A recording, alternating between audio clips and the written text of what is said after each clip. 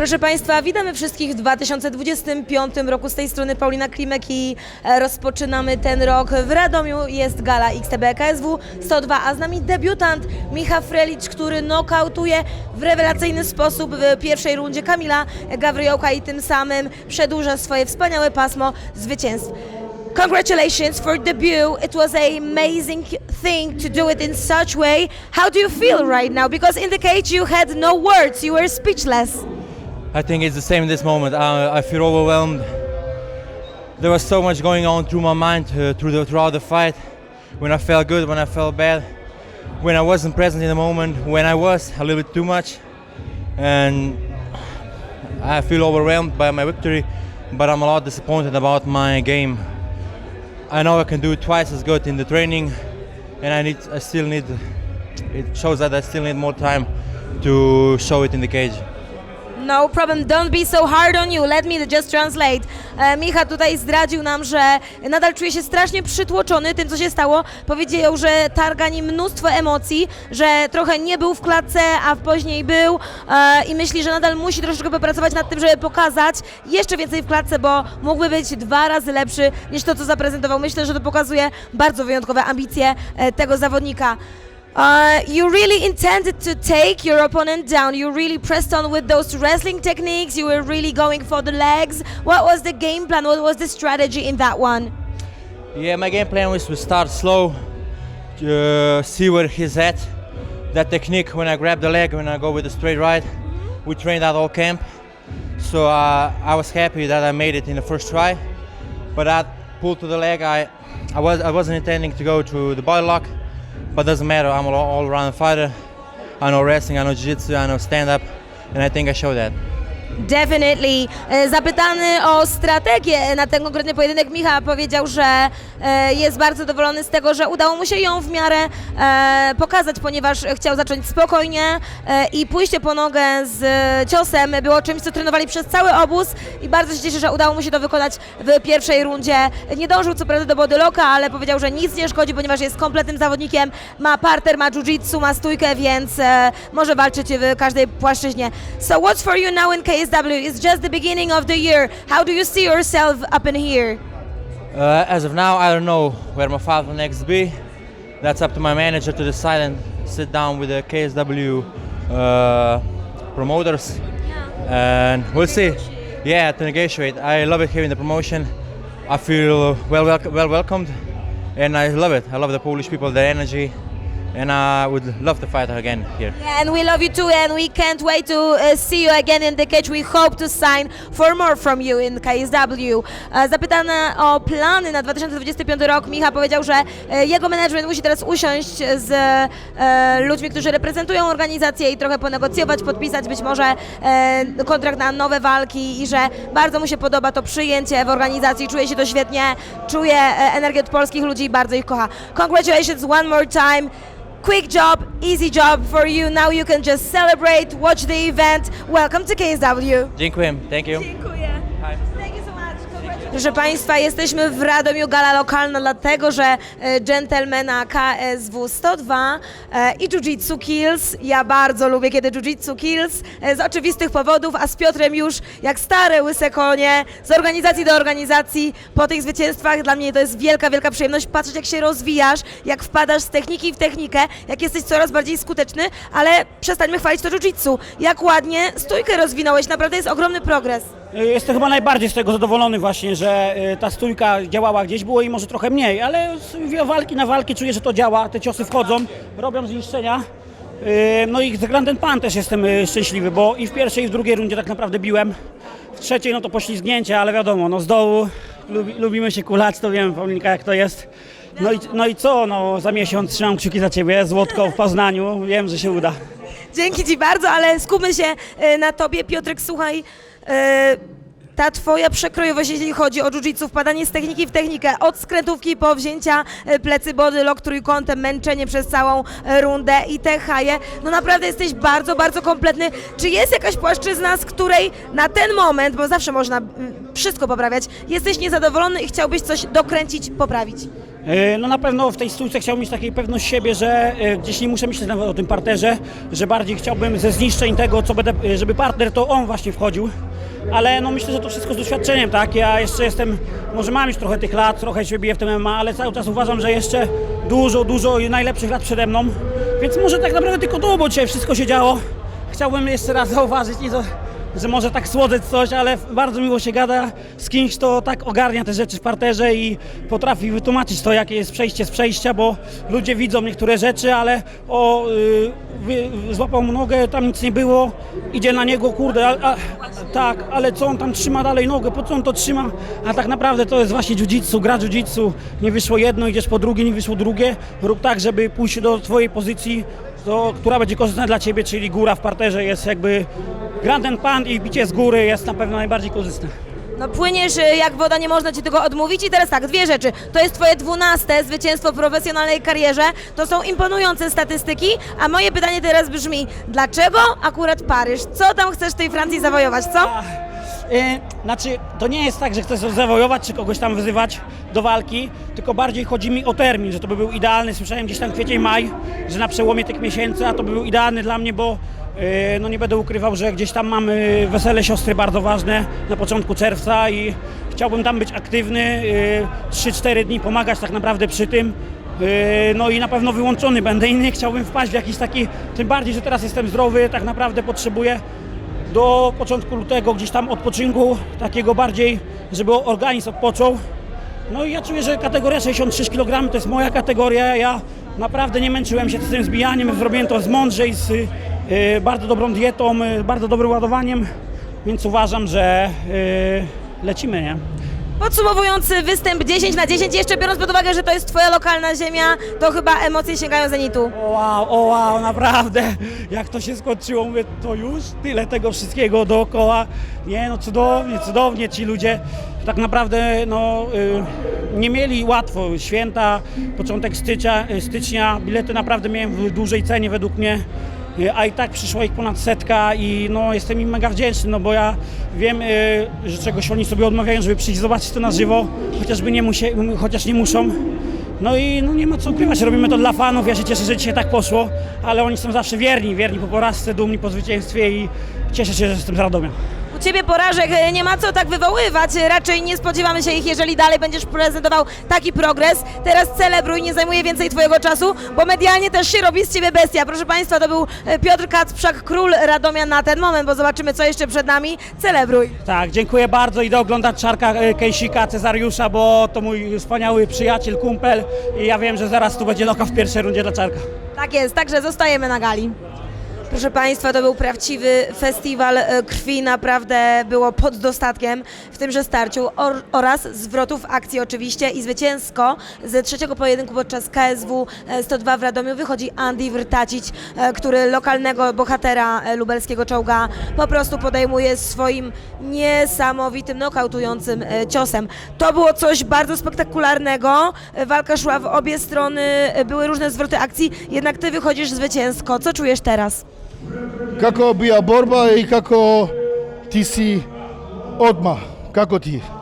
Borba je bila stvarno teška, izuzetno teška, jako čvrst borac. Sve govori da dečki ima preko 20 mečeva, ovo je prvi poraz koji žive nokautom. Tako da vjerujem da sam s ovom pobjedom zaslužio meč, ako ne i nokaut večeri isto. Bardzo trudna walka, ale no, pokazało właśnie to nasze chorwackie serce i uważam, że zasłużył i na 2 bonusy, na walkę wieczoru i na knockout wieczoru. Co kotłowało się w twojej głowie podczas tych momentów, kiedy Czarek naprawdę dominował i w zapasach, i kiedy miał ciebie bardzo długo w dosiadzie? Kako je bio kad Čarek bio u grappling, ti znaš, on će biti na tebe i ti imaš velike probleme. Kako bio? Da, jako je bilo teško, stvarno što se tiče poda kad me bacio, nikako ga maknuti sa sebe, izuzetno čvrst i jak borac. Ali evo, na kraju je srce presudilo i mój tim kojeg sam slušao na kraju. Znaczy on był krótko, ale przygotowany, że tak będzie. Powtarzę, to właśnie serce chorwackie. Kręcił się po lewej, po prawej, ale wiedział, że się męczy powoli, że on po jakiejś chwili wstanie i jeszcze to nie jest jakby koniec walki, że jeszcze będzie miał tą szansę. Myślał bardziej, że w trzeciej to będzie bardziej, że tak powiem, oddawał, ale no skończyło się jak się skończyło. Było dużo krwi w tej walce, czy ciebie coś boli, masz jakieś urazy, jak się czujesz ze swoim organizmem teraz? Bio puno krv. Kako se čuješ? Imaš nešto? Svaka... Da, bilo puno krvi, stvarno bio jako težak meč, ali evo, morate znati svi, još se nije rodio Poljak koji me može ubijediti, ovo je 3:0 mojim okršama s Poljacima. Jest wszystko dobrze, nic go nie boli i tu zakończę politycznie odpowiedź. Oczywiście. To ostatnie pytanie ode mnie. Dopiero zaczynamy 2025 rok. Jaki masz pomysł na siebie w KSW w tym roku, Andy? Okej, to mi smo u 1025 godina, koje borba u KSW da ti želiš? Koji protivnik da ti želiš? Bilo koji protivnik, želim se boriti protiv najboljih boraca, jednostavno. Samo želim da mi se za sljedeći meč javi barem 2 mjeseca prije da prođem cijele pripreme i ja do kraja godine sam novi prvak KSV-a. Miesiąc odpoczynek, chcę najmocniejszego, tylko chciałby dostać od matchmakera Wojsława Rysiewskiego telefon przynajmniej 2 miesiące przed i wygra. To była niesamowita walka i jeszcze raz gratuluję. Możesz teraz odpocząć. Super, odlična borba, svaka čast šefe i to je sve. Hvala vam, morate znati, ovo je druga borba u KSV-u i 2 nokauta. Wszyscy zrozumieliśmy. Druga walka w KSW Andiego, 2 nokauty. Jesteśmy pod wrażeniem. Dziękuję. Dziękuję. Red. Proszę Państwa, emocje sięgały zenitu, byliśmy tego pewni i dziewczyny dotrzymały słowa. To była pełna emocji, pełna napięcia do samego końca. Tak, poprosimy. Proszę, to dla Ciebie, kochana. Druga. Zasługujesz na wszystko tak naprawdę, co jest Tobie teraz potrzebne. Wygrywasz pierwszy raz w swojej profesjonalnej karierze poprzez jednogłośną decyzję na pełnym dystansie. Te 3 rundy. Mówiłaś już troszkę o tym w klatce, ale chciałabym, żebyś rozwinęła myśl, opinię. Jak Ci się podobało te pełne 15 minut? Powiem Ci szczerze, że jestem zachwycona tym, że zrobiłam te 3 rundy, bo nigdy nie mogliśmy sprawdzić w pełni tej formy. Jestem cholernie się dumna, że udało mi się zrobić wszystko to, co chciałam i te płaszczyzny mnie nie przerażały, bo zawsze jednak była ta blokada, że jestem zawodniczką stójkową i tak ludzie mnie postrzegali. I to doprowadziło do takiego odblokowania mnie, że ja wiem, że w kolejnych walkach po prostu, jeżeli będzie trzeba, to będę obalała ja. Także bardzo się cieszę, że ta walka się chyba wszystkim podobała, bo wydaje mi się, że to był mocny, jak na kobiety, pojedynek. Zresztą chyba widać po mnie czy po Adzie. Oczywiście nie oszczędzałyście siebie ani w kwestii uderzeń, ani w kwestii klinczu, pracy pod siatką. Tego było naprawdę bardzo, bardzo dużo. Świetne obalenie w punkt, takie bliskie, przyklejone. Bardzo ładnie pokazałeś, że pracujesz nad parterem. Zasługa pewnie również Twojej współpracy z Klaudią Mitko. Widać, że się... I z Alanem Wilkiem, z którym zaraz się zobaczę, bo on dzisiaj jest w narożnikach chłopaków z Crossfight Radom i powiedział, że jak coś odwalę, to nie mam wstępu do Radomia, także byłam grzeczna. A tam widziałaś, że jak próbowała wstać z tej gardy zamkniętej Ada, to wiele razy dystansowo miałaś świetną pozycję do trójkąta rękami.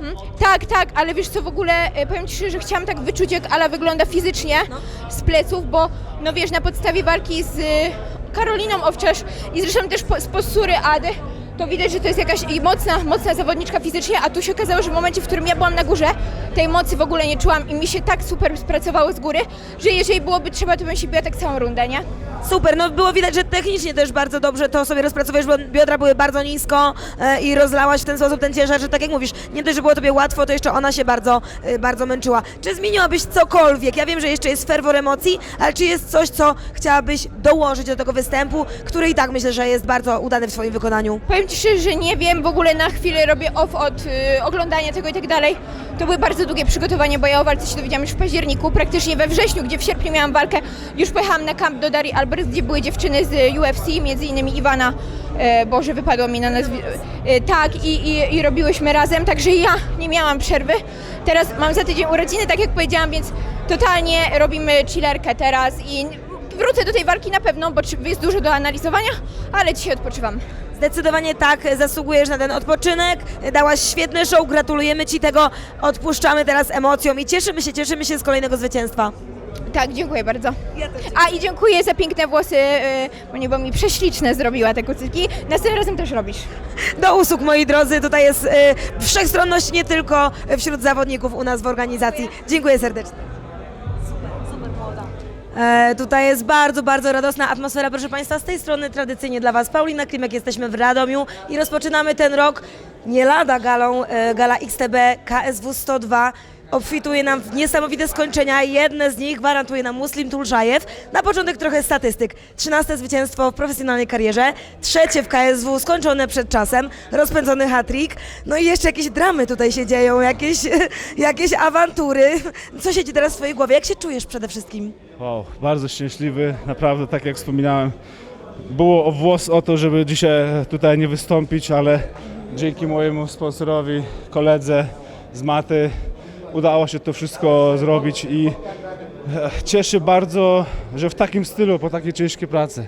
To cieszy bardzo. No i tak jak wspominałaś, rok się dobrze zaczyna, dalej więcej. Czuję, że to będzie mój rok.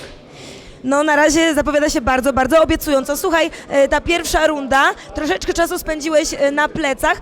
Co wtedy myślałeś? Czy czułeś, że jesteś w tarapatach? Czy miałeś to wszystko pod kontrolą? Fajnie wykręcałeś biodra. Wydawało się, że nie boisz się za bardzo sytuacji. Nie, to wszystko było godzinami na macie przepracowane z moimi trenerami.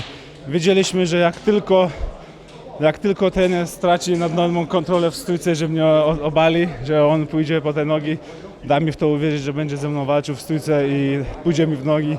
No i to była taka scena, którą bardzo dużo i wiele razy robiliśmy, powtarzaliśmy, tak więc czułem się bardzo dobrze. W ogóle się nie męczyłem, bo męczyłem się na treningu i widziałem, że każda minuta to dla mnie jest. I w drugiej rundzie na początku poczułem to, że on się bardziej tym zmęczył, tą kontrolą i działaliśmy zgodnie z planu. Lewa musiała go spotkać. Powiedz mi, czy możesz troszeczkę rozwinąć się na ten temat, dlaczego twój występ tutaj był zagrożony? Nie musisz oczywiście uchylać wszystkich sekretów, ale mamy nadzieję, że z tobą wszystko w porządku. Tak, teraz jest ze mną wszystko w porządku. Problem był taki, na miesiąc przed walką nadłamałem nos, tak leciutko. Było to widać na wywiadzie Intergate, kiedy dawałem wywiad z chłopakami. Było zapłynęte oko, ale to było od nosa. Później na 3 tygodnie przed walką gorączkowiec, taki zły, że do wycinania, to zdecydowaliśmy leczyć go antybiotykami.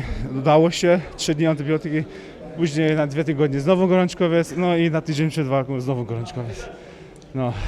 No, trochę miałeś tych przeszkód, ale jak widać, przeszkody są po to tylko, żeby wzmacniać atletów, szczególnie w takiej dyscyplinie, jaką jest MMA. Ostatnia rzecz ode mnie. To, co jest między tobą a Andrzejem i to, co przed chwilą, czego byliśmy świadkami w klatce, czy to ma jakąś historię spoza tego właśnie momentu, czy już wcześniej wymienialiście się jakimiś niespecjalnymi uprzejmościami? Nie, tylko sportowo, wszystko sportowo. Nie mam nic przeciwko niemu jako osobie. Sportowy interes, on jest wyżej niż ja, a ja chcę na szczyt. Sponsor, jeden z moich sponsorów, Kask Cosmetic, tylko sportowy interes. Pierwszą walkę jak dostałem w KSW, wygrałem walkę, siedział przed klatką tak jak ty na twoim miejscu, no to poszedłem na niego, wiesz, przyjął wezwanie, a miesiąc później się dowiedziałem, że walczy z kimś innym, to tak wiesz, a dzisiaj mi Meru pokazał, że przyszedł mnie kibicować, no to myślę, że czemu nie, to po walce, jak widziałaś, że chodziłem, to szukałem go, myślałem, że tam gdzieś siedzi, a później go znalazłem, tak więc zagadałem, czemu nie, ale ja myślę, że słyszę to, że nie ma kontraktu, chcę po prostu wykorzystać moje imię i to cały cyrk, co tam zrobił, przeskakiłem przez klatkę, obok są drzwi otwarte, on skoczy po klatce, no jaki niewychowany, nie? No, zrobimy to. Jest tutaj bardzo dużo emocji dzisiaj w Radomiu. Rozumiem, że arbuzy już na stałe towarzyszą tobie, jeśli chodzi o ubranie. Przynoszą póki co szczęście. Przynoszą szczęście, czuję, że w tych arbuzach nie tylko taki ładny uśmiech, ale jest taka siła, symbola, znaczenie tego arbuza. Czuję się bardzo silnym człowiekiem, kiedy walczę o prawo dzieci, tak więc wspiera mnie to i będę ich wspierał i daje mi to siłę.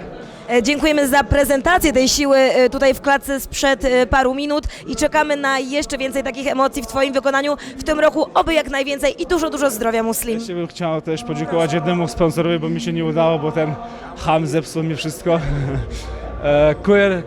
QR Bauern Tournament Berlin, sponsorzy sponsorowali mnie przy tej walce, też pomogli mi dużo. Wybudowali nam najlepszy taki sportowy plac zabaw, nasz gym, Spitfire Gym, do którego was też zapraszam na treningi. Chciałbym podziękować za wybudowany piękny gym, no i wsparcie w tej walce. Dziękuję bardzo Danke. No, w ogóle ja musiałam trochę po Instagramie poszukać i ten obiekt jest imponujący. Jest ogromny, macie świetne warunki. Najlepszy klub w Europie. Wszystko, co sobie życzy sportowiec w przygotowaniach do walki pod jednym dachem. To jest marzenie. No i jak spotyka się takie miejsce z taką energią, z takim potencjałem, to wyniki są jakie właśnie przed chwilą widzieliśmy. Proszę Państwa, Muslim Tulszajew. Dziękuję bardzo. Moi drodzy, jedna z najbardziej wyczekiwanych walk dzisiejszego wieczoru. Trwa właśnie gala XCB KSW 102. Jesteśmy w Radomiu, a ze mną Adam Soldajew po nie lada boju z Danielem Tarkilą. Myślę, że dostarczyliście dokładnie tego, czego wszyscy oczekiwali, czyli MMA na najwyższym naprawdę poziomie. Tam było wszystko, czego tylko prawdziwy fan MMA może sobie życzyć. To prawda. Spełniliśmy oczekiwania wszystkie. Nie było latających kolana z mojej strony. A zawsze na każdą walkę to próbuję. Tu nie miałem siły. Powiedz mi, Adam, najpierw niespodzianki i zaskoczenia. Które elementy gry Daniela sprawiły, że jednak nie udało Tobie się zrealizować tego planu, który zapowiadałeś, czyli skończyć go przed czasem? Tak, ja chyba za mocno to chciałem po prostu. Dlatego w pierwszej rundzie tak mocno się zmęczyłem. Trenerzy, ja rok miałem przerwę, to trzeba zrozumieć, to zawsze inaczej jest. Ale no cieszę się, walka ciężka. Po roku tak wrócić z taką walką, to jest super według mnie. Ta noga okopywana, szczególnie w pierwszych momentach walki, gdzie na pewien czas nawet zacząłeś delikatnie przytykać, kuśtykać. Czy wszystko w porządku? Tam chyba nerw był okopany mocno. Tak, wiesz co, pierwsze kopnięcia spoko, normalnie mogłem blokować, ale takie jedno było, po którym zmieniłem stójkę, to już poczułem tak, idealnie trafił mnie w nerw chyba, że nie mogłem już stać na nodze, więc dobrze trafił. Co powiesz o zapasach zarówno swoich, jak i Daniela? Mówię i o atakach, i o defensywie. Ty bardzo fajnie, skutecznie po nogę i posadzka, a Danu z kolei te wychwytywania kostek, ankle piki, to były bardzo ciekawy pojedynek na zapasy. Wiesz co, myślę, że pełne MMA pokazaliśmy. Ja mu przed walką mówiłem, że jestem bazowym bokserem, ale dziś udowodniłem i jemu, i całej Polsce, i fanom KSW, że jestem kompletnym zawodnikiem, tak jak zawsze uważałem. I czasami dawałem mu stać, żeby nie tracić za dużo siły, bo przez tą nogę bałem się tracić po prostu dużo siły. I coach mi mówił, Anzor, co ty kurde dajesz mu stać, przecież ty umiesz kontrolować. Ja mówię, nie chciałem dużo siły tracić. Powiedz mi, Adam, czy w ogóle zgadzasz się z tym, co powiedział Daniel w klatce? Czy jesteś pewien po prostu tej decyzji, która jest dla Ciebie korzystna? Niemniej Tarkile nie zgadza się z nią na ten moment. Wiesz co, ja w każdej rundzie byłem pewien, że wygrałem. Minimalnie pierwsza runda myślę, że mogła być dla niego. Potrafił mnie tym ciosem, nie ukrywam, uklęknąłem i myślę, że tylko to, a tak byłem pewien wygrany. Pokazałem po wygrany, że po zakończonej walce, że ja wygrałem, podniosłem ręce. Powiedz mi, Adam, jak widzisz dla siebie ten 2025 rok i gdzie widzisz Daniela teraz w Waszej dywizji? Ja widzę ten rok tak, jak mi go Bóg da, zgodzę się na wszystko. A dla Tarkily życzę jak najlepiej i myślę, że będzie miała dobrą przyszłość. Czy chcesz może jeszcze coś dodać, bo tak naprawdę bardzo ładnie wszystko podsumowałeś, krótko zwięźle i na temat. Nie, dziękuję wszystkim, dziękuję moim fanom, antyfanom wszystkim, Tobie też, całemu zespołowi KSW i przede wszystkim moim trenerom kochanym. A my również dziękujemy Tobie za wspaniały spektakl bardzo dojrzałego MMA i życzymy szybkiego powrotu do zdrowia. Dziękuję bardzo. Proszę Państwa, spokojny, wyważony, niepodpalony, ale skuteczny, ponieważ wywalcza jednogłośne zwycięstwo na płaszczyźnie 3 rund Radek Paczuski z Kleberem Silvą. Walka wyjątkowa z wielu względów. Po pierwsze, jako jedyna, w której jeden z przeciwników nie zrobił wagi. Kleber nie zrobił wagi, tam kilogram brakował i już było ciężko. Druga rzecz, było widać Ciebie trochę innego, ale powiedziałeś, że realizowałeś ten plan. Proszę, opowiedz teraz, dlaczego taka, a nie inna decyzja, taki, a nie inny pomysł na tę konkretnie walkę. Dokładnie, dzisiaj niestety musiałem być dużo bardziej ostrożniejszy. Pojawiły się pewne problemy zdrowotne już w przygotowaniach. Zastanawialiśmy się w ogóle długo, czy tą walkę podjąć, czy z niej zrezygnować, ale podjęliśmy. Stwierdziliśmy, że zawalczymy. Po prostu plan był taki, żeby po prostu walczyć dzisiaj ostrożnie, ale metodycznie, skutecznie. Wiedzieliśmy, że Kleber często jakby zostaje ciężarem troszeczkę na tej przedniej nodze, przez co jest jakby mniej mobilny w danym momencie i można łatwo zaatakować tą przednią nogę. Więc często z tego korzystałem. Ta noga po prostu, no wiele razy w nią trafiłem, więc widziałem, że robi to damage u przeciwnika. No i skutecznie od pierwszej rundy do trzeciej, no już widziałem po walce po prostu Kleber nie mógł na tej nodze stanąć, także Także no skuteczna metoda, bezpieczne zwycięstwo. Dzisiaj to nie było takich fajerwerków jak na przykład chociażby z Laidem z Erchuni, ale no mówię, dzisiaj była troszeczkę inny plan, inna sytuacja, ale mamy zwycięstwo, kolejne zwycięstwo, trzecie z rzędu, no i co, idziemy cały czas do przodu. No właśnie, chciałam zapytać o moment knockdownu, bo zachowawczość nawet w takim momencie, gdzie wiadomo, że umiesz się podpalić, bo już dostarczałeś takie knockouty z dobiciem, z pewnego powodu tutaj to nie zostało zaprezentowane. Co kazało się Tobie powstrzymać, kiedy widziałeś, że tak naprawdę możesz skończyć przed czasem? Wiesz co, przede wszystkim jakby no rady z narożnika i to, co ustaliliśmy przed walką. Taki był plan, miałem go realizować od początku do końca, nie chciałem popełnić głupiego błędu, więc po prostu od początku do końca to, co mi trenerzy powiedzieli, to realizowałem. Widać było, że mimo wszystko, mimo bycia zachowawczym i ciągle na wstecznym, robią wrażenie Twoje ciosy. Kleber ma problemy z chodzeniem nawet teraz, gdzie widzimy na backstage'u, gdzieś teraz właśnie zniknął. Niemniej, powiedz mi, czy Tobie coś dolega ze względów mechanicznych, czy czujesz się dobrze? Ze względów mechanicznych totalnie nic mi nie Na przykład, dlaczego pytam? Wiele ludzi zdziwiło się, dlaczego nie kopiesz hajów. Wiesz co, no to jest, no po prostu widziałem, że te kopnięcia niskie cały czas docierają do nogi przeciwnika, mogłem faktycznie spróbować kopnięcia na głowę, natomiast nie chciałem podejmować niepotrzebnego ryzyka, bo wiadomo, te kopnięcia na głowę wiążą się z tym, że czasem można chociażby się pośliznąć i przewrócić, niepotrzebnie mógłbym się znaleźć w jakiejś tam sytuacji mniej korzystnej dla mnie, więc od początku do końca realizowałem plan.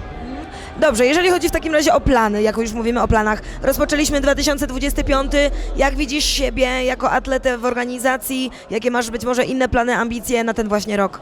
No chciałbym stoczyć jeszcze 1-2 pojedynki chociażby. Najlepiej to, że gdyby to były 2 pojedynki. Oczywiście najpierw doprowadzę do końca swoje zdrowie, tak żeby było w 100%, żeby na kolejną walkę wyjść już naprawdę tak, no żeby były mocne fajerwerki, bo sam lubię takie walki toczyć. No i chciałbym stoczyć 2 pojedynki i mam nadzieję, że będzie szansa walki o mistrzowski pas. To jeszcze chciałam, żebyś skomentował ostatni pojedynek Laida z Erchuniego, z którym dałeś niesamowitą, spektakularną wojnę, a w Paryżu on jakby wrócił do tego, co potrafi robić najlepiej i zapodał wspaniały knockout. Czy widziałeś, obserwowałeś? Jaki masz teraz pomysł na Twojego byłego przeciwnika? No tak, widziałem ten pojedynek, bardzo ładnie zaprezentował się Laid z Erchuni, szybki knockout na przeciwniku, który był wcześniej niepokonany z teamu Deridera, także bardzo mocny zawodnik.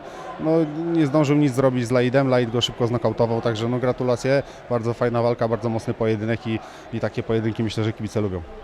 Oczywiście, ja myślę, że dla każdego dzisiaj była jakaś gratka, coś dobrego mieliśmy i punktowe emocje i troszeczkę bardziej zachowawcze boje, jak w Twoim przypadku. Życzymy szybkiego powrotu do zdrowia i gratulujemy, bo to jest kolejny zielony kwadracik na Tapology, więc do przodu. Bardzo dziękuję i pozdrawiam wszystkich. Dziękuję serdecznie.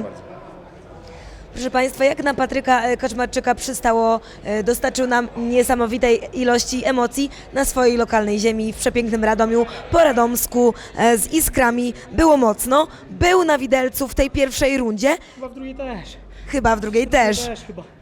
Była w każdym razie bardzo mocna dominacja. No i teraz proszę, słuchamy. Zacząłem bić tymi łokciami, bo naprawdę no ta ręka, nie wiem czy to widać do kamery, ale no nie jest z nią dobrze. Mam coś z kciukiem, ciągle mi wypadał. Czuję, że nawet jak ruszam nim, to zobacz, widzisz to? Nie może iść dalej. I zacząłem bić tymi łokciami, ale nie mogłem go ubić tymi łokciami. Mam spuchnięte normalnie całe ręce. Nie wiem. Ale jesteś zadowolony chyba z ostatniej... Właśnie nie jestem, bo byłem w takiej formie, że myślałem, że w tej pierwszej rundzie go rozszarpię. Naprawdę, to 8 miesięcy. Ja po każdej porażce pracuję jak szalony. Chcę wrócić, pokazać, że wcale nie jestem słaby, że ta porażka to był tylko przypadek. No ale dzisiaj pokazałem z kolei znowu dużo dziur, chociaż cieszę się, że ten Mańkut zaczął pracować. Dziury. Mówisz, jesteś bardzo krytyczny. Oczywiście to pewnie wynika z ambicji i z tego, że wymagasz od siebie. Jesteś w końcu profesjonalnym atletą, ale skup się może na pozytywach. Z czego jesteś dzisiaj bardzo zadowolony? No z czego? No z tego Mańkuta. Fajnie czasami bokserskie akcje wychodziły. Tych łokci sporo weszło, bo czuję na łokcie, że mam popuchnięte.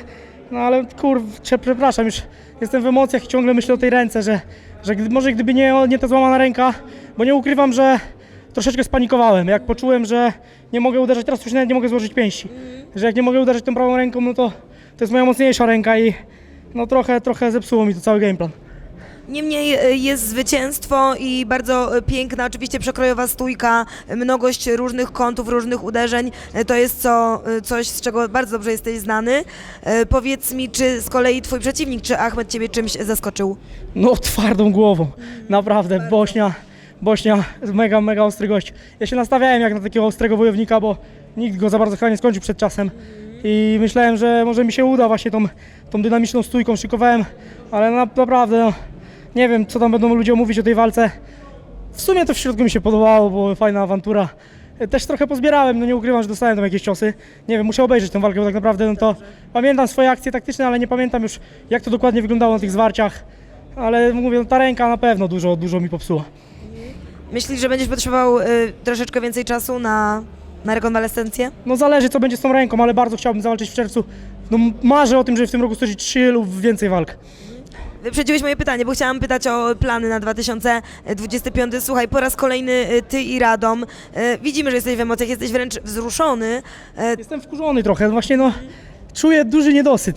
Wiem, że jak się rozgrzewałem, jak rano robiłem rozruch, jakbyście zobaczyli ten rozruch i rozgrzewkę i to co tam później zaprezentowałem, no to naprawdę no myślałem, że to będzie koncert jednego aktora, a trochę zrobiłem taki, nie wiem, czy to może będzie jakiś bonus z tego, jak myślisz, może coś być? Oj, Czy raczej- ciężko mi powiedzieć, bo ja też jeszcze jestem ciągle w emocjach gali, szczerze Nie mówiąc. widziałaś walk, no nie wiem, ja muszę zobaczyć to, ale no myślę, że fajnie się tam rąbaliśmy. Było bardzo dobrze, powiedz mi jeszcze tylko ta trzecia runda i te przytrzymanie gilot. Właśnie, tak. O tym chciałam Ja tą powiedzieć. gilotynę trzymałem, no bo mówię, no po drugiej rundzie poczułem, że złamałem rękę i trzymałem tą gilotynę i wiedziałem, że Ahmed nie wyjdzie stamtąd, wiedziałem, że też go nie poddam. No i pytam się, dziękuję brachu, Albercik. Wiedziałem, że ja go nie poddam, on mi nie wyjdzie i pytałem się, Ahmed, wstajemy do góry? Ale Ahmed powiedział, nie, mam kontrolę pozycji, nie wstajemy. I mówię, dawaj, wstaniemy, będzie fajniejsza walka, nie? Ale on, nie, bracie, mam kontrolę i z góry i wiesz co, i no kurde, no wyszło jak wyszło. Wyszło bardzo dobrze, nie musisz być dla siebie taki ostry, masz kolejne zielone na Tapology, teraz po prostu sprawdź co z ręką i czekamy na ciebie, oby w czerwcu i oby jak najczęściej. Dziękuję ślicznie, chciałbym pozdrowić wszystkich moich sponsorów, nie wymienię wszystkich z imienia i z nazwiska. Na pewno przy wymienieniu Łukasza Chruszlaka, Hudson Materiały Budowlane jest ze mną od początku. Pozdrawiam. I my dołączamy się oczywiście do pozdrowień, dziękujemy, że dokładacie się do karier naszych zawodników. Dziękuję. Dziękuję ślicznie, pozdrawiam, do następnego. Proszę Państwa, żegnamy się z Radomiem. Właśnie dobiegła końca gala XTB KSW 102, która rozpoczęła nam rok 2025 i wyłoniła and new, ale jakoś znajomo już ten pas wygląda na Twoich barkach. Nowy mistrz Sebastian Przybysz, 5-rundowy, wspaniały bój z Bruno Azevedo i najpierw o uczucia pytam. Jak się czujesz? Jak to jest mieć znów na barkach? Tam, gdzie miejsce tego pasa? To jest miejsce tego pasa. To jest miejsce tego pasa. Dziękuję wszystkim, którzy we mnie wierzyli. Dziękuję też samemu sobie, że nie zrezygnowałem z tej drogi, którą wybrałem kiedyś. To był bardzo bolesny, ciężki czas wcześniej dla mnie, ale udało mi się to wszystko pozbierać, stać się jeszcze lepszym zawodnikiem. Nastawiałem się, że dzisiejszy pojedynek będzie bardzo ciężki. Wiedziałem, że Bruno jest twardym skurczybykiem i trzeba będzie ciężko z nim zawalczyć, przełamać go. Nastawiałem się na 5 rund. Delikatnie liczyłem na to, że gdzieś go w końcu ustrzelę, bo wydawało mi się, że już parę razy mi potańczył po tych ciosach. W tej czwartej rundzie było blisko, żebym go skończył. No ale w piątej już jak czułem, że gdzieś udało mu się troszeczkę więcej wywalczyć w tej pozycji, to wiedziałem, że i tak wygrywam, więc dałem mu do końca zostać z góry, nie dałem sobie zrobić krzywdy i cieszyłem się z tego, że wygrałem. To ja wrócę jeszcze do tych ciężkich momentów, o których mówiłeś. To jest Twoje 13. zwycięstwo w karierze, ale ostatnie Twoje zwycięstwo było w 2020, aż trzecim roku. Musiałeś poczekać 2 lata, no jesteśmy na początku 25, ale 2 lata rocznikowo. To były ciężkie 2 I właśnie lata. chciałam zapytać, z bagażem mentalnym wchodziłeś teraz od razu po tak mocne trofeum. Wiecie co, no ciężko było, bo no to najpierw była ta walka zakończona tym nielegalnym kopem na głowę, po którym byłem też dłuższy czas wykluczony przez kontuzję. Potem pozbierałem się, zrobiłem formę bardzo mocną do kolejnej walki, która no, jak widzieliśmy szła bardzo dobrze, ale no, zakończyła się na moją niekorzyść i też po raz kolejny złamaniem tej samej ręki. No ciężki czas, musiałem pozbierać się zdrowotnie, musiałem psychicznie to sobie wszystko poukładać, no ale jestem już na dobrych torach i walczę znowu, jestem mistrzem. My Cię znamy już bardzo długo, jesteś bardzo mocnym trzonem, mistrzem organizacji, ale co powiesz nam teraz ze swojej perspektywy o Bruno? Świeży, dobry nabytek i już topka. No nie no, bardzo mocny zawodnik. No tak jak kiedyś byłem przymierzany do walki z nim przy okazji gali w Gdyni, posprawdzałem jego walki, to ja wiedziałem, że to będzie cholernie ciężki rywal, ale jarało mnie to. No jak teraz dowiedziałem się, że mogę wskoczyć na galę styczniową, to od razu zaproponowałem, że chciałbym zawalczyć z Bruno, bo wiedziałem, że on jest w tym momencie najmocniejszy z dostępnych zawodników, nie licząc Kuby Wikłacza, z którym i tak już nie będę nigdy walczyć. No a potem okazało Nigdy się, nie mów nigdy. potem okazało się, że Kuba zwakował swój pas i wyskoczyła walka z Bruno i to też o pas mistrzowski. No właśnie i te kotły takie przede wszystkim parterowe z Bruno zaskoczył Ciebie czymś? Nie, mówiąc szczerze to nie. No, nawet mówiąc, ja sam siebie zaskoczyłem, że tak dobrze mi szło i nawet przez chwilę byłem bardzo bliski tego, żeby skończyć gilotyną, bo czułem po prostu jak już się zadusza, bo złapałem moją ulubioną firmówkę High Elbow Gilotyn i próbowałem przejść do leotyny. Ostatecznie się z tego wykręcił, no ale też parę łokci zebrał. Kurde, no jestem zadowolony z przebiegu tego pojedynku, no mimo wszystko. Papa, dziękuję Ci bardzo. Jesteś najlepsza, naprawdę. Dziękuję Ci za ten list dzisiaj. Popłakałem się po nim, naprawdę. Jesteś wielką motywacją dla mnie. I zasuwaj ciężko, dobrze? Znamy tę panią. Tak, ta Waneska jest niesamowita dzisiaj. Jak wszedłem na halę, to spotkała mnie, dała mi taką laurkę, że jak przeczytałem w środku całą treść, to łzy napłynęły do moich oczu. Cieszę się, że mogę trafić też do takich ludzi i ja wiem, że będąc tym mistrzem teraz będę jeszcze większym przykładem dla innych ludzi. Jakie masz plany na ten rok? Jakie plany?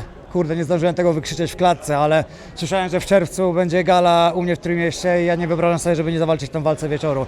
Także całe Trójmiasto, jeśli jesteście, napierdzielajcie w komentarze, napierdzielajcie gdzie się da, Przybysz, Ergo Arena i jedziemy tam.